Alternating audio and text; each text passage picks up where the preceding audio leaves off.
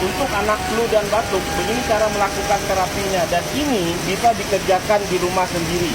Cara melakukan terapinya, kita fokus di area bikat sebelah kanan, bikat sebelah kiri, dan area lambung. Cara melakukan terapinya menggunakan jari, tangan kanan, tangan kiri dengan cara ditempel, ditekan, lalu dibenturkan. Lakukan terapi ini dengan cara yang nyaman, ya, senyamannya. Tempel, tekan, lalu benturkan. Tujuan kita membenturkan supaya terjadi penguraian penyumbatan.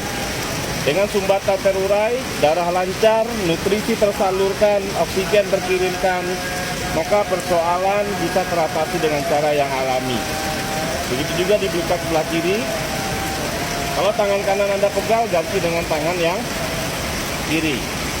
Ya, lakukan ini. Terapi ini adalah terapi yang aman, mudah dipelajari, dan minim resiko. Selanjutnya area lambung. Untuk mencari area lambung di bawah bikat sebelah kiri, Anda tempel, tekan, benturkan ke tulang tengahnya, ya.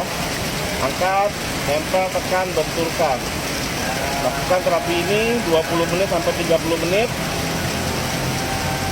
Ya, seperti ini. 2 kali dalam 1 hari. Mudah-mudahan dengan cara ini anak Anda sehat dengan cara yang alami. Bagi Anda yang ingin sehat alami, pastikan Anda rutin melakukan terapi otot punggung.